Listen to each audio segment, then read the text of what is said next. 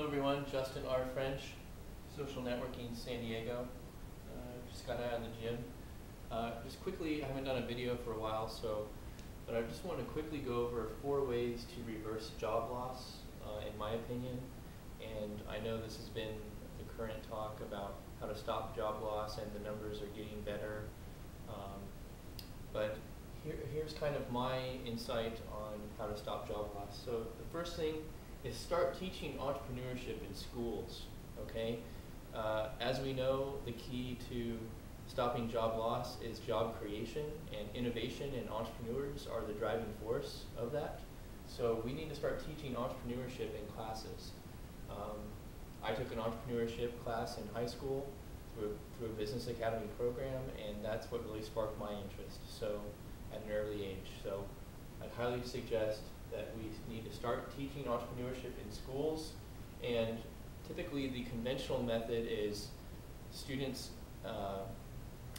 go to school, they go to high school, then they go straight into college, and they try to get some experience and they want to get a job. Well, that's kind of the conventional approach, but believe it or not, there's a heck of a lot of people out there with degrees, PhDs, MBAs, bachelor's degrees, who are jobless, who have no experience, and they've graduated with their degree, but they can't get a job unless they're going to work for free for 2 years in an internship.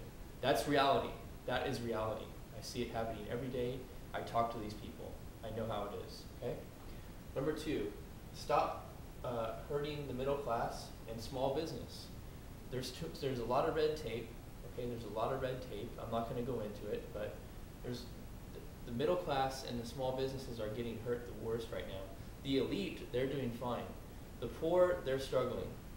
The middle class just keeps getting further and further down, away from the elite, the dominant groups in our society. We need to stop hurting the middle class and small business, because they are the driving force. And how can we help small businesses? By removing a lot of the red tape. And I'll get into that in another video. Next, start teaching lessons on failures and what lessons were learned in business failures.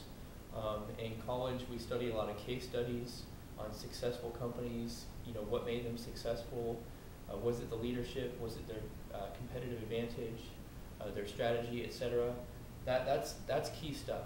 But also, we need to know why people failed and what lessons they learned. If you talk to a lot of entrepreneurs, they talk about the mistakes that they made, or other successful entrepreneurs, the mistakes they made and what they learned from them. That's critical information that people need to know about. And lastly, more transparency in government, in business, everything. And you're really starting to see that trend now, because people are tired of the Enrons. They're tired of corporate bureaucracy and government bureaucracy that just, when you have huge, giant bureaucracies, that eliminates a lot of innovation and productivity, and that just hurts the company and the government. So we need more transparency. Get a mentor. Everyone needs to get a mentor. That's really important for your career path. Also, reality check. No more entitlement. Thinking, like, especially Generation Y, they think, okay, I'm going to go to high school, I'm going to go to college, I'm going to have a degree. You know, I'm entitled to a job making 60, 70 grand a year. That's not how it works. That is not how it works. There's no such thing as entitlement. You need to take this out of your vocabulary. There's no such thing. Always learning, always educating yourself, always learning what's new, where the trends are, what the influential people are doing, the authorities are doing for your particular industry that you're focused on. This is very good information. And nothing's free. Nothing is free, okay? Nothing is free in this world, okay? There's nothing free. Everything has a price. Look at our economy right now. Look at the state of California, okay?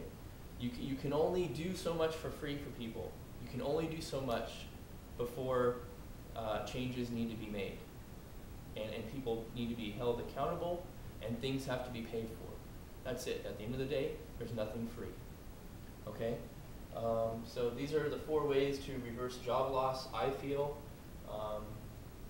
you know, based on life lessons that I've learned, and also by me taking an unconventional approach by starting a business right out of high school.